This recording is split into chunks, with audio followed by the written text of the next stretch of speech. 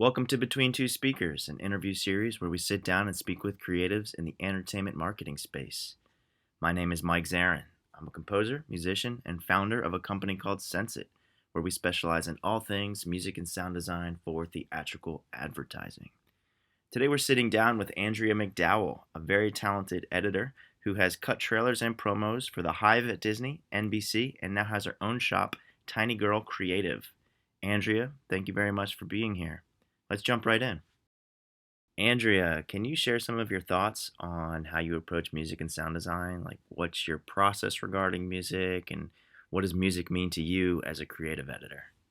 For me, the music is number one, the key, more than anything else. Dialogue, picture, anything. So what I tend to do is if I have a project, I'll just kind of string out some dialogue lines that I'm kind of thinking they could work.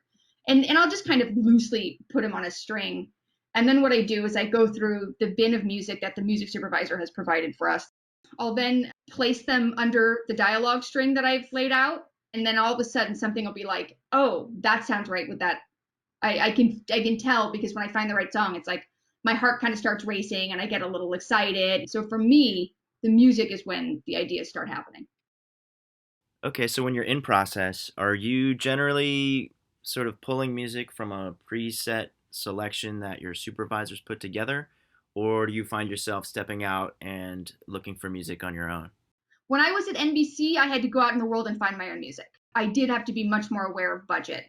My method with that was always pick a song, even if it's going to cost a bunch of money. If I play it for people and they love it, then they'll be more likely to pay for it. So in the theatrical world, or at least at this job, we have a music supervisor who cultivates a bunch of cues that they think would be applicable to a certain project. And then once in a while, if I don't like the pulls that they've done, if I'm just like, I want something different, I will kind of branch out and go listen on my own. Do you ever get into custom pieces or bespoke stuff to take a cue or a song to the next level, or possibly even trailerize something? Maybe just like it isn't bringing quite enough energy, or it needs something more? We do. It didn't finish, but I worked on a teaser and a trailer for Cruella, and we had a cool Tina Turner song. We sent it out to have it trailerized, or it'll be a cue that we're like, oh, this is a dope cue, but we need more of a back end. So we'll send it back to the library and say, hey, can you add on to this or something like that? So yeah, quite often we do that. Mm-hmm. When you're interfacing with music companies or composers as an editor, do you need a music background? Does a music background help? How do you feel about that? I think editors who have a music background, like musician who at one time were a musician, I feel like they have quite an advantage. They're able to like talk to libraries in a much clearer way. For me, I'm like, it's really hard for me sometimes. I'm much more about feeling. So a lot of times I rely on other people to have those conversations with music libraries because I know what Yeah, it's like getting notes that are weird and vague, and I don't want to be the one doing that to you guys. Right. right. And do you have any good stories about a project you worked on where music proved to be the most pivotal component? That's always really interesting to us as musicians. Back at NBC, I worked on a show called Shades of Blue, and we had this idea using Simon and Garfunkel's "Sound of Silence," which I guess evidently they never clear. It's like a thing. They don't ever let people use it in marketing. But I cut a spot to a cover of it. They pushed it and somehow got it cleared, and it's a pretty cool spot. The whole thing was about the song. So, would it be safe to say that music is sort of the X factor when you're creating a unique spot? For me, yes. I'll have like a vague idea of how I want to do something, and it all changes when I pick a song. When we have time to craft something using stems, that especially really can key off a lot of ideas I wouldn't have normally had if I start listening to things individually, because you'll find a pulse or something that's on its own. You're like, oh, that is dope. Like, how can I make a whole section just to highlight that pulse? And I'll kind of rework everything in the trailer because I want to use that one section of that pulse Oh, because that's it's cool. so That's cool. cool. Yeah. Does sound design impact your process in the same way as music? Does it come in at a different time in your workflow? Is it really critical and integral to how you're creating something? Sound design for me is something that I'm consistently working on.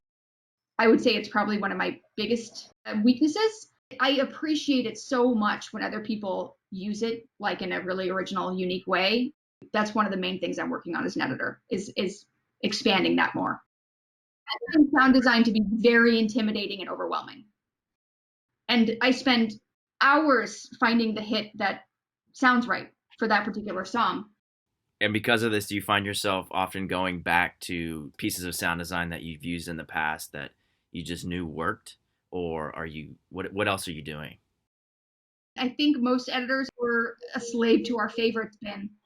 That's one of those things when I was looking for resources that I was like, how are editors organizing their sound effects in a way where they don't spend hours listening to things just to find the right hit for a certain moment? If I could cheaply plug Sense It right now, we are actually very conscious of this and organize our hard drives and soon to be our website in a very intuitive structure that you can very easily get to because we have thousands of pieces of sound design. It becomes overwhelming. And so we set it up in a way that you could just go through a hierarchy of the genre, the style, the type of sound you're going for, and very quickly get to it so you're not spending the hours. It really shaves it down. But that's enough of my plug. Moving on. Obviously there are some tropes in editing and sound design use that happen and they're around for a while and they evolve and become something else. How do you feel about that? Where are we at now and how do you get out of that? How do you break the mold? I feel like that is often the $50,000 question. How do you break the mold? I am personally getting fatigued with the like very predictable rhythmic cutting style that's happening, right? Like that's, I mean, it's been happening for a while, but like it's so predominant now that like the drums are hitting and it's like punch, punch, punch. While it's cool, and again, I do it. I am starting to get fatigued because it's starting to become predictable. Have you guys heard of Steve Harris? He never uses expensive sound design. He uses free stuff. He uses random stuff. I watched something he did a while ago, and there was a sound that was happening as the song was playing, and as it was a really quiet part of the song, like some pings or something. But there was this sound. I couldn't place what it was, but something about it was just kind of keeping the rhythm going. And I looked at his sequence. He had taken the sound of an industrial fan from a free library. Like it's not a sound design piece. It's just a, actual industrial fan sound, and had layered that. And he created this whole like atmosphere and like urgency that was just, I mean, that's the kind of stuff he does. He thinks of really out of the box sounds. So the final question I'd like to throw at you, Andrea, is what is one of your favorite uses of music in a movie trailer? I remember the stripper movie with Jennifer Lopez. I think it was a Cardi B song. It's a super basic Cardi B song, and they cut the crap out of it, and it is such a cool trailer. You always know when it's a good cue for me, like even though I've watched these so much, because I tear up almost every time. If it's a good trailer and a good cue and I'm watching it for the first time, I go, and I get like teary every time. That's awesome. I love the visceral emotions, the visceral impact of music. That's fantastic. And film, of course, and trailers. Well, thank you so much for taking your time and sitting down with us, Andrea. I very much appreciate it. For those of you listening, thank you. Please stay tuned. We have so many more interviews and conversations coming down the pipeline with many editors, creative directors, composers, and the like. So please stay tuned to Between Two Speakers.